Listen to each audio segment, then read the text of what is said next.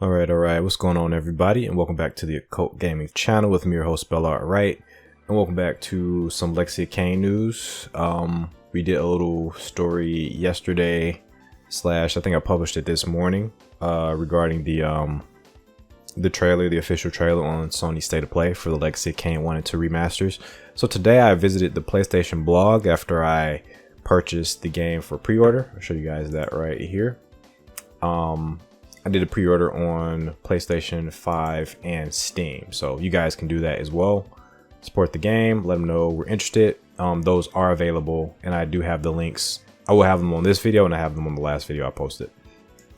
But I was doing that earlier today, and I did realize that Aspyr put out some information via the PlayStation blog about the release date, as well as some details about the updates they plan for the game.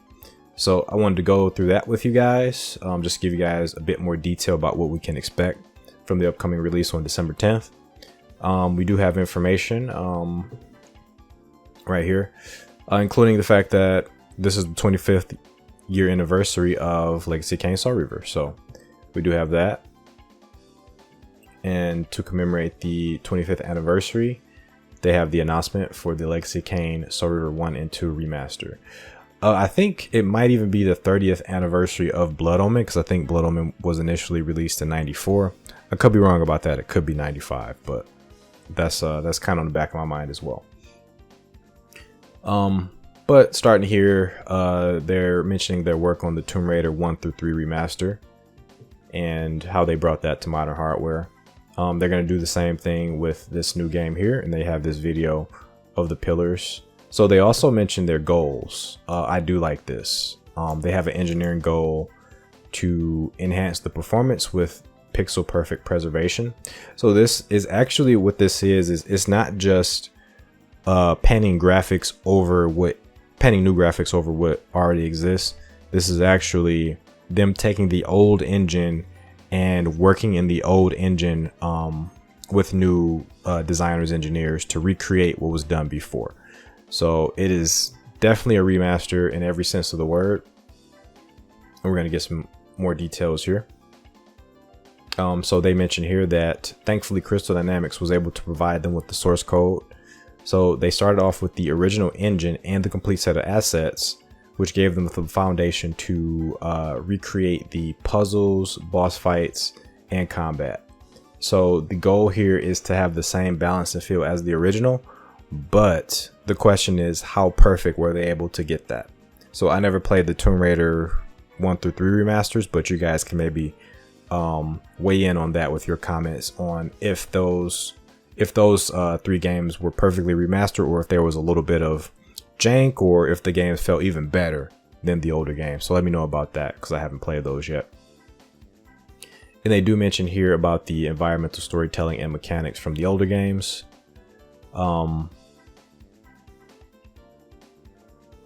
Oh yeah, they mentioned the shifting here between realms, because that was a big one of the big selling points with the original Soul Reaver, where that you could do that, and it really did push the limits of the PlayStation back then. There's a really good documentary on this that I'll hopefully find a link in the description below as well, because they really had to, you know, kind of go in and mess around and do some digital magic to make that work. So besides being able to toggle between realms like you could do in the classic games, you're also able to toggle between classic and modern art styles. So if you're not liking the new art style, I did mention that it's a little bit cartoonish compared to the older one. If you don't like the new art style, you can just toggle back to the old one. They say you can do it on the fly, so I'm wondering how good that's going to be. So one of their gameplay goals was to surprise and delight long-term hardcore fans, lifelong hardcore fans. So they mention here about the narrative. So I'll just read this verbatim. The Soul Reaver game narratives are powerful and beautifully complex, starring Michael Bell as Raziel, Simon Templeton as Kain, and Tony J as the Elder God. Soul Reaver 1 and 2 feature some of the most iconic performances in video game history. That I would have to agree with. And of course, kudos to Amy Hennig's work writing and directing this visionary game when the tools to do so were burgeoning. So They mention here, they did, however, want to surprise and delight their most hardcore fans. So the conversation evolved into what additions they could make that wouldn't upset the original design intentions and would add to the overall experience. And they mentioned what they came up with. These are going to be some really core upgrades that I think we're all going to really appreciate. So they did improve the controls for the game. Soul Reaver initially announced with the D-pad when that was the dominant control method. So they've done the work to ensure that the DualShock 4 and the DualSense, that the analogs felt as comfortable as the old D-pad did in the older games. So Soul Reaver 2, you were able to use the D-pad and the analogs in Soul Reaver 2, I believe, but in the original you couldn't use the analogs. And that's kind of been a problem with the PC release as well. There's been some trouble trying to use controllers with analog controls on the PC. That was, I believe, rectified with the patch, with the fan patch. But Soul Reaver has historically had control issues on the PC for a very long time. So this is a welcome improvement. They've also upgraded the camera. So now they've mapped the camera controls to the right stick, which in Soul Reaver 1, you'd have to use the shoulder buttons to orient the camera. I believe you had to hold the shoulder buttons and then look around in kind of like a pseudo first person view, kind of like a behind the shoulder view with Razio, and it wasn't very freeform. Like you couldn't look at everything. You can only look at a certain range around Razio. So they mapped it to the right stick, which allows you to move the camera on the y-axis. And of course, back then they weren't robust skyboxes because in the original you couldn't look up. It was very limited. I think you can kind of look up, but not all the way up. So they made some new skyboxes now that you can actually move the camera around freely. So that's pretty sick. And they also added trophies. This trophy art looks pretty sick actually. I think I might download these. I can only guess what these trophies are. These look, this one looks like a story trophy right here. These look like glyph trophies. Probably a story trophy. This one here may be the human citadel. Or maybe like a priestess trophy, I don't know. Because they've added some deleted content as well. So they also added a map and compass feature. So this is brand new. This wasn't in the classic games. This didn't even exist outside the games. So Nosgoth is a vast open world. Navigating even with quick travel can be daunting for first timers. We added a map and compass to assist with finding the next objective. So you'll never feel completely lost even if you decide to play through optional content. The map is brand new, never before seen. It is a never before seen map of Nosgoth, co-created by Aspyr, Crystal Dynamics, and key members of the Legacy of Kain community. It is one of the most beautiful additions to the game and a celebration of the fans who have kept the games alive for so long. So yeah, this is a collaboration between Aspyr, Crystal, and the Legacy of Kain community. It looks really cool. It looks modern. It looks up to date. I know this is gonna scare off a lot of you classic gamers who, I don't need no map type gamers. I'm the same sort of way, but I do think this is really cool. You don't have to use it. This is just something that appears to be optional that you can use in the game, and I think it's just really cool to use it. There was something in here that did kind of concern me a little bit. They mentioned the compass. So the compass could be a problem because that could be like an in-game thing. I think as long as you can maybe turn this off, this shouldn't be a problem with, fans of the classic games, because I don't really want a compass in these games. I like just exploring, but it's nice to have for, more modern gamers or gamers who just don't have a lot of time to aimlessly explore around if they don't know where to go. So I think it's a good option as long as you can toggle it. And they also have a photo mode. So apparently this was a really popular feature in Tomb Raiders 1-3, the remasters. So they're bringing that back. And they also mentioned some new surprises that they aren't revealing just yet. So interesting. I think these are all good decisions. They don't get in the way too much of the classic games, and they just kind of update it in ways that makes it a little bit more fun and accessible. So they also have an art goal here. Visuals as in your memory. So what that means is they want the games to look like they did back in the day in our minds when we kind of filled in the blanks with our own imaginations. So they did outline the art changes they made. Soul Reaver cutscenes rendered with higher fidelity models.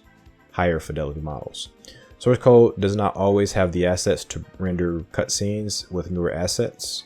Our engineering team combed through the archives to find the right files to render the cutscenes with new higher fidelity assets. This makes the transition from modern gameplay mode to cutscenes seamless. New hero models for Raziel and Kain. So I did mention that the new models look a little cartoonish compared to the old models. I still stick to that, but the main thing that they're looking for is they're trying to make this on model. So they're trying to make this look more like the cutscenes. And these models are inspired by the look of the original pre-rendered cutscenes. So I would like to see like a little bit more grunginess to Raziel here, like a little bit darker, more muted colors. It looks a little too clean for me, so I hope they have either some options, or I hope they just kind of dirty up the model a little bit, make it look more grungy. They've added glowing eyes and a glowing wraith blade,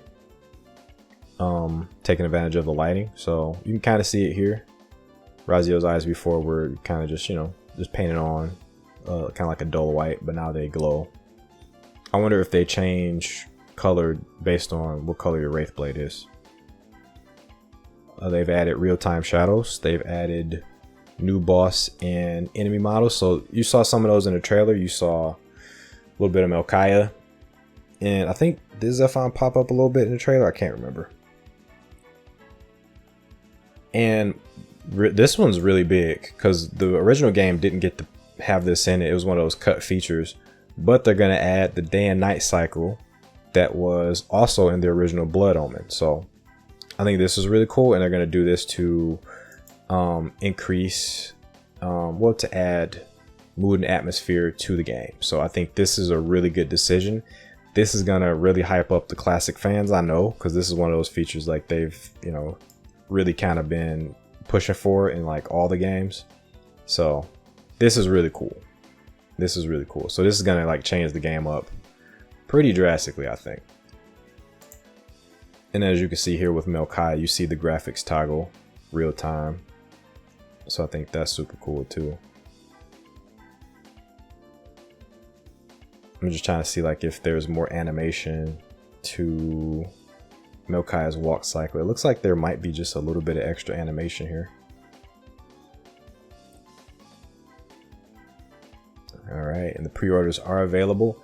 I also just wanted to give a shout out to Raina Aldrin's Soul Reaver HD.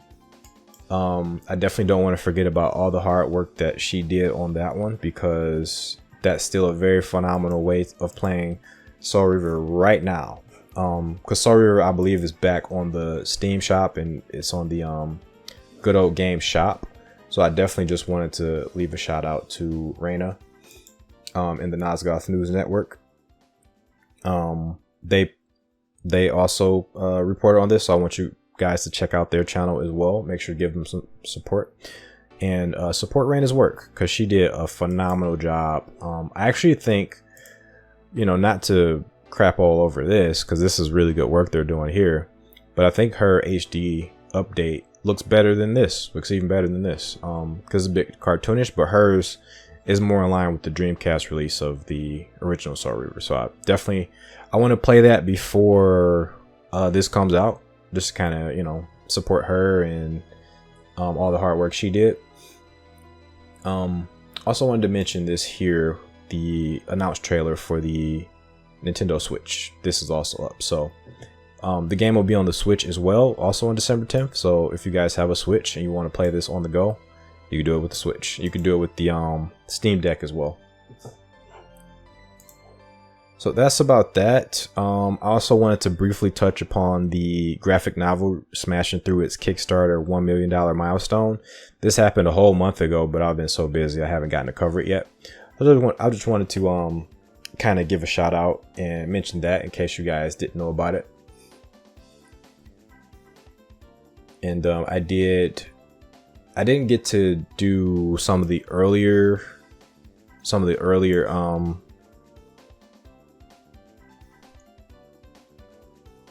I didn't get to do some of the earlier funding with it because I found out about it that it was up a little bit late.